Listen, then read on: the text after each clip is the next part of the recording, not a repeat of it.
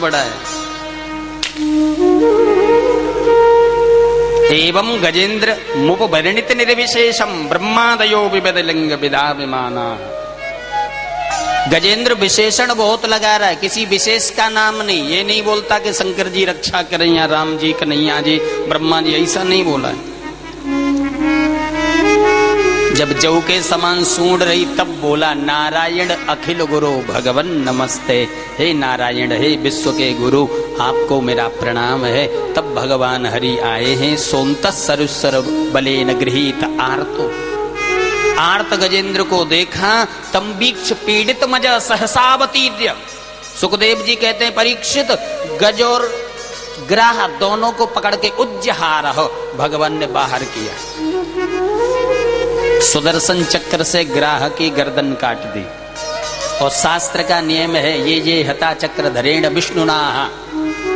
जो भगवान के सुदर्शन चक्र से मारे गए सारूप्य मुक्ति मिली उन्हें, भगवान जैसा रूप।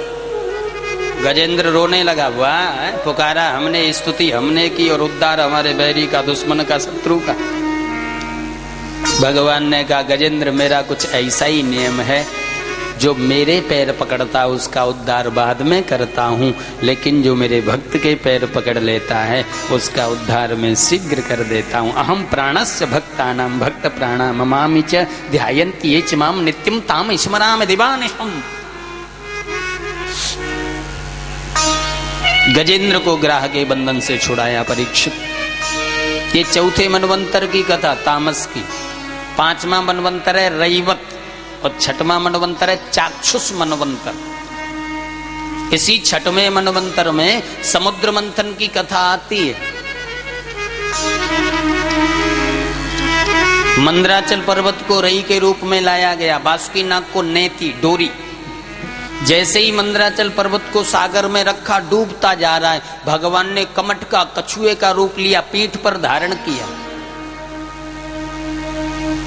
एक बार भगवान की पीठ में खुजली हुई तो लक्ष्मी जी से कहा थोड़ा खुजलाओ। और लक्ष्मी जी कोमल हाथों से, तो अब खुजली कैसे शांत हो। तो भगवान ने सोचा ऐसे खुजली नहीं मिटेगी, आज कमट का रूप लेकर के मंदराचल पर्वत से पीठ को खुजलवा रहे हैं। बताओ है?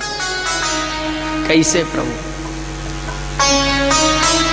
वैसे देखा जाए कोई भी कथा हमसे अलग नहीं है। ये समुद्र मंथन की भी कथा आपकी और हमारी है। समुद्र मंथन क्या है? ये संसार भी एक सागर है, जहां आप और हम हैं, यही सागर है।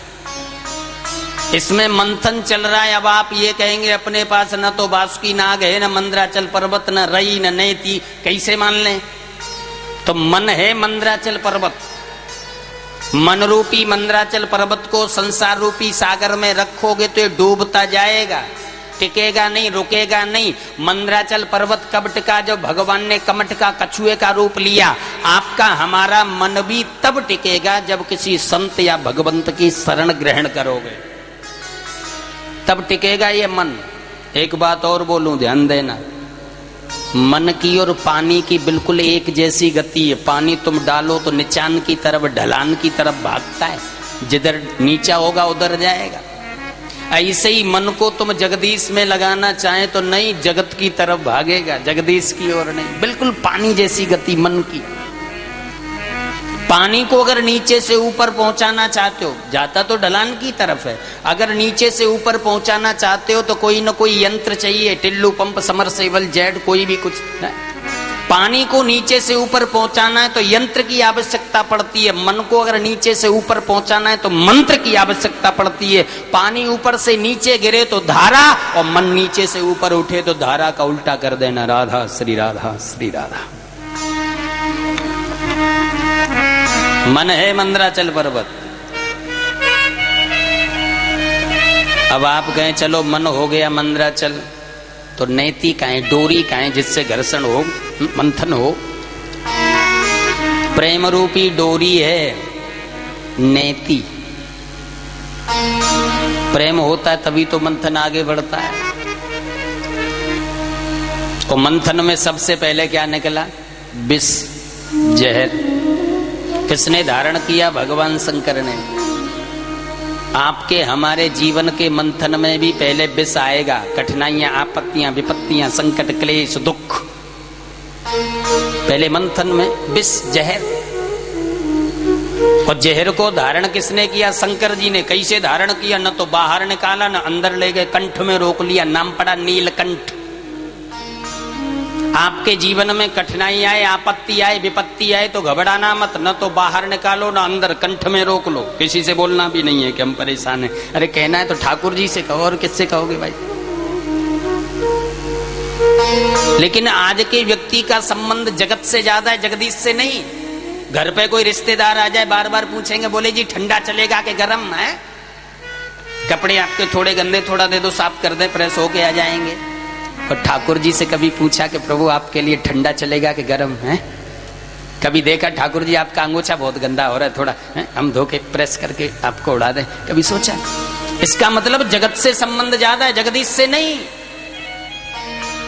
प्रभु से कभी नहीं पूछा किसी ने।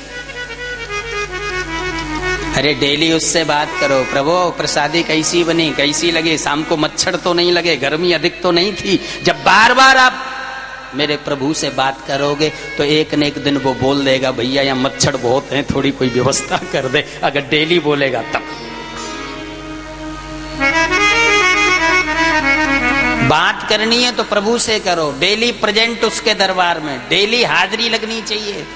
एक शायर ने कहा बड़ा सुंदर, रोज कहता हूं नहीं आऊंगा घर तेरे, रोज कहता हूं नहीं आऊंगा घर तेरे, लेकिन क्या करूं इस गली में काम निकल आता है। कथा सुनने जाना वैसे नहीं तो काम निकाल के ही चलोगे, थोड़ा चलो है? उसके दरबार में डेली प्रेजेंट, संबंध बनाओ तो जगदीश से, जगत से नहीं। शंकर जी ने विष को धारण किया।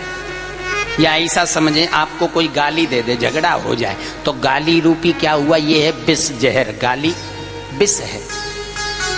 उसने आपको विष दिया, गाली दी, और आपने उसे गाली दे दी तो विष बाहर हुआ, झगड़ा प्रारंभ। या आपको किसी ने गाली दी, आप उस गाली रूपी विष को डकार गए, अंदर पेट तक पहुंचा दी। बोले कोई बात नहीं, आज हम तुमसे कुछ नहीं कहेंगे, हमारे ने छोरा ड्यूटी पे का उतना आ जाएंगे तो तेरी खुपड़िया फुरवाए देंगे। ये भी ठीक नहीं है। न अंदर ले जाओ न बाहर निकालो, कंठ में रोक लो। कल्प वृक्ष निकला, देवताओं ने लिया। कामधेनु गाय निकली, देवताओं ने लिया। ऐरावत हाथी निकला, इंद्र ने लिया। घोड़ा निकला, बल ने लिया। कौस्तुभमणि निकली, नारायण ने ली।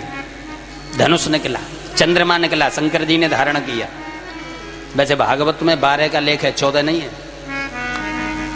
ये भागवत कोई छोटा मोटा ग्रंथ नहीं। विद्यावतम भागवते परीक्षा 14 बोलते। बहुत सी बातें ऐसी हैं। कुछ कथावाचक बोलते हैं, बोले शुक्राचार्य जी जल की ट्योटी में बैठ गए, बामन भगवान ने कुसा डाली, आई साइड बीक। बिल्कुल गलत बात। ये कथा भागवत में नहीं है।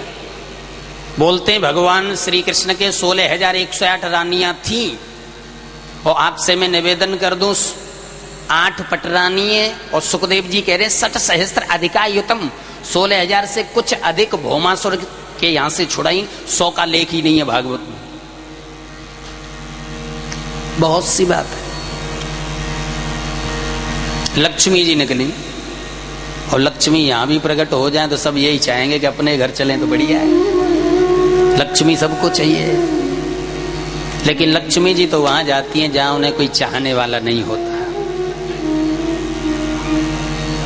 नारायण को वर्ण किया, स्वीकार।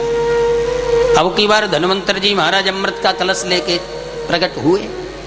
राक्षसों ने अमृत का कलश छीन लिया, भाग गए। देवता रोने लगे। भगवान बोले चिंता मत करो, बनायो हरिणे बानो मोहनी रूप। मोहिनी हो गए। कोट कंदर्प कमनीयम शोभा धाम मनोहरम। अरे जिसके रूप लावण्य पर अनेकों चंद्रमा न्योछावर किए जाएं, तब भी बराबरी नहीं कर सकते। आज वो मोहिनी बने तो क्या छटा होगी प्रभु की। आप चिंतन करके देखें। राक्षस लोग अमृत का कलश तो ले गए, लेकिन पान नहीं कर पा रहे। अहम पूर्वम न तुमिति तुमिति प्रभो। पहले मैं पीऊंगा, तू मेरे से बड़ा नहीं, छोटा है, समर्थ नहीं, स्वामी नहीं, मैं पीऊंगा। और मोहिनी भगवान को जैसे ही देखा, आपस में बातें करने लगे। भाई साहब लगता है ये तो लक्ष्मी से भी ज्यादा सुंदर है, चलो जाके बात करते हैं, शायद शादी कर ले। पास में गए, बहन जी आपका परिचय? मोहिनी भगवान बोले तुम्हारा क्या परिचय? बोले वयम कश्यपदायादा भ्रातरा कृत पौरुषा, हम कश्यप के पुत्र हैं, अपने भाइयों के साथ पराक्रम किया है, तब हमें ये अमृत की प्राप्ति हुई है। आपका परिचय क्या है? मोहिनी भगवान बोले, सुखदेव जी कहते हैं परीक्षित पुंसल्यामयी संगता, मैं तो एक व्यभिचारिणी नारी हूं। अपने आप को भगवान व्यभिचारिणी नारी कह रहे हैं, बताइए। स्वामी एकनाथ जी ने बड़ा सुंदर भाव लिखा, जैसे व्यभिचारिणी नारी होती है ना, नूतनम नूतनम विचिन्वताम, जैसे नया नया पति खोजा करती है, ऐसे ही भगवान कभी एक भक्त के यहाँ नहीं रहते, कभी किसी के यहाँ, कभी किसी के यहाँ, इसलिए अपने को पुंसल्या में संगता बोल दिया, व्यभिचारिणी। राक्षसों ने कहा बहन जी हमें ये बंटवारा नहीं हो रहा है, अमृत का कलश है, आप थोड़ा बांट दीजिएगा। बोले लाओ। मोहिनी भगवान ने अमृत का कलश लिया, बोले देवता तुम्हारे भाई हैं? बोले हाँ। तुम्हारे साथ पराक्रम किया, परिश्रम किया? बोले जी। तुम्हारे भाई हैं? बोले जी। मोहिनी भगवान ने कहा तो इसमें ऊपर पतला पतला अमृत है, नीचे गाढ़ा गाढ़ा है, देवताओं ने तुम्हारे साथ परिश्रम तो किया है? बोले हाँ। अगर तुम बोले तो पतला पतला देवताओं को पिला दूं, गाढ़ा गाढ़ा तुमको पिला दूंगी। राक्षस बोले गुड आइडिया मैडम, बोले तो लगा लो लाइन। पंक्ति लगाई गई परीक्षित, मोहिनी भगवान अमृत पिलाते जा रहे हैं। एक राहु नाम का राक्षस भेष बदल के बैठ गया, अमृत पी गया। सूर्य चंद्र ने शिकायत की, सुदर्शन चक्र से गर्दन काट दी, लेकिन मरा नहीं क्योंकि अमृत पी चुका था। एक के दो हो गए, ब्रह्मा मुरारी त्रिपुरांतकारी भानु शशि भूमुषतो बुधश्च गुरु शुक्र सन राहु केतु सर्वे गृहा संत करा भवन्तु। राहु और केतु आज भी पुराने वैर को याद करके जब सूर्य पर अटैक करते हैं तो सूर्य ग्रहण पड़ता है, चंद्र पर करते हैं तो चंद्र ग्रहण। सुखदेव जी तो यहां तक कह रहे हैं, सबके देखते हुए खाली अमृत का कलश लेकर के राक्षसों की ओर भगवान मोहिनी जा रहे हैं, और राक्षस उछलने लगे। बोले भैया अब तो गाढ़ो गाढ़ो अमृत आए रहे, कलश को फोड़ दियो। और मोहिनी भगवान अंतर ध्यान है गए। बोलिए वृंदावन बिहारी लाल। युद्ध प्रारंभ हो गया। अरे ये तो छलिया था। राक्षस मारे गए, देवता नहीं मरते क्योंकि अमृत पी गए। के कबंदास्तत्र चोत्पेतु पतितस्व सुराक्षभी उद्यतायोर्धूर्दंडौ राधावंतो भटान मृदे। सुखदेव जी कह रहे हैं कि कबंदास तत्र चोत्पेतु, कबंद कहते हैं धड़ से, धड़ गर्दन कटी पड़ी है लेकिन कबंद धड़, फिर भी उछल रहे हैं युद्ध में। मारा सिर नहीं है लेकिन फिर भी युद्ध चल रहा है। पतितस्व सराक्षवी ही, नेत्रों सहित सिर कटे पड़े।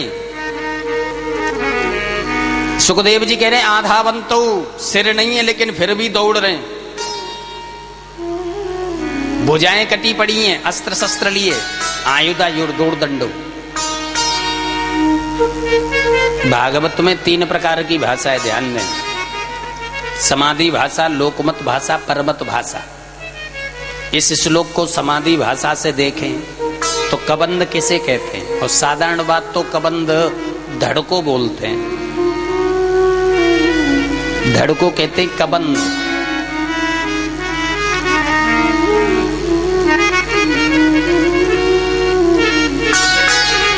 लेकिन समाधि भाषा के द्वारा देखें कि कबंद क्या है। कम कृष्णम बंधनम यस्या सा कबंदः।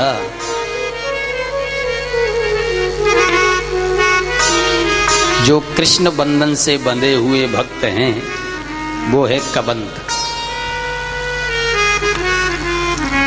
बोले भक्त के हाथ में आयुध क्या होता है? बोले झोली माला, झोली माला लिए हुए।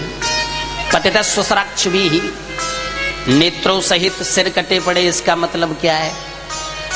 भक्त जब अपने इष्ट को प्रणाम करता है तो दंडवत करता है डंडे के समान, तो नेत्र सब पृथ्वी पे लगते हैं कि नहीं? पाई पाई कहीं पाई गुसाई, भूतल परे लकुट की माई। ये वहां तो आधावंतो मीन्स दौड़ रहे हैं, लेकिन यहाँ सामने विसर्गों को ससुसो रू, विसर्गों को रू होता है व्याकरण के द्वारा। तो उसमें र जो बचा तो राधा बंतो, जो राधा जी के चरणों के भक्त हैं उनके बारे में। परीक्षित ऐसा युद्ध हुआ कि इस युद्ध में राजा बल भी समाप्त हो गए, लेकिन शुक्राचार्य जी ने संजीवनी विद्या के द्वारा जीवित किया। भृगुवंशी ब्राह्मणों ने आशीर्वाद दिया। पुनः चारों तरफ बल का ही राज्य। देवता फिर घबराए, इधर उधर भागने लगे। देवताओं की मां अदिति ने कश्यप जी से कहा कि हमारे पुत्रों का राज्य वापस कैसे मिलेगा।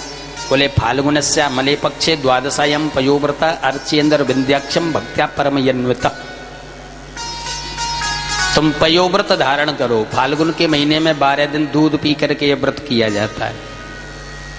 गर्भ में वामन भगवान आए और जैसे ही वामन भगवान का प्राकट्य हुआ, बंधु जी तंबट वामनम दृष्ट्वा मोदमानय महर्षि कर्माणि कार्यामासु पुरस्कृत प्रजापतिम तस्योपनीयमानस्य सावित्री सविता ब्रवीत बृहस्पतिर्ब्रह्मसूत्रम मेखलम कश्यपो ददात ददौ कृष्णाज निर्दंडम सोमो वनस्पति देवछत्र जगतपति।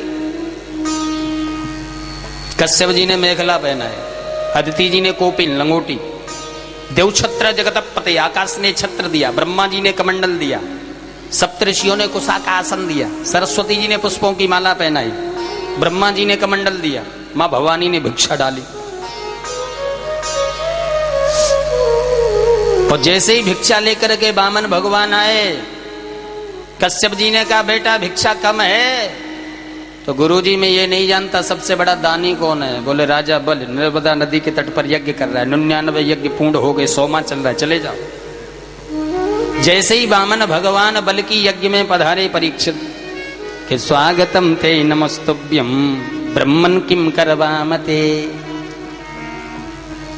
बल ने कहा ब्राह्मण देव आपका स्वागत है, कहिए क्या सेवा करूं। अद्य न पितरस्तप्ता अद्य न पावितम कुलम। मुझे ऐसा लगता है आज मेरे पूर्वज भी धन्य हो गए, जैसे कि साक्षात यज्ञ भगवान मेरे यज्ञ में प्रकटे हो। गाम कांचन गुणवद धाम अमृष्टम। गांव लेना चाहे गांव दे दूं, धन दे दूं, शादी करना चाहे ब्राह्मण कन्या के साथ शादी करा दूं, मांगो क्या चाहिए। तो भगवान देख रहे हैं शादी करने से काम नहीं चलेगा, इससे तो सब कुछ लेना है। भगवान ने कहा राजन हम तो संतोषी ब्राह्मण हैं, अगर आपको देना है तो 3 पग भूमि दे दो। सुखदेव जी बोले परीक्षित भगवान 3 पग भूमि तो मांग रहे हैं, लेकिन चालाकी कर गए। सम्मितानी पदा मम, 3 पग भूमि तो लूंगा, लेकिन आपके पैरों से नहीं, अपने पैरों से नाप के लूंगा। चालाकी कर गए। बल ने देखा है अहो ब्राह्मण दायाद दायाद वाचस्ते वृद्ध सम्मता तुम बालो बाल स्मृति स्वार्थम प्रतिबुदो यथा। हे ब्राह्मण दायाद, दायाद मीन्स बच्चा, हे ब्राह्मण के बच्चे, मतलब अहंकार में बातें करता है तो ऐसा लगता है जैसे पूर्वे साम पूर्वजा बुजुर्गों का बुजुर्ग हो, और मांगता है तो ऐसा लगता है जैसे कोई छोटा बच्चा टोपी मांग रहा हो। बहुत बड़ा दानी हूं, एक बार मांग लो फिर जीवन में इच्छा नहीं होगी मांगने की। भगवान बोले सुनिए हम तो संतोषी ब्राह्मण हैं। असंतुष्टा दुजा नष्टा संतुष्टा च महीपते। अगर ब्राह्मण असंतोषी है तो नष्ट हो जाएगा, राजा अगर संतोषी है तो नष्ट हो जाएगा। कि सलज्जा गणिका नष्टा निर्लज्जा च कुलांगिना।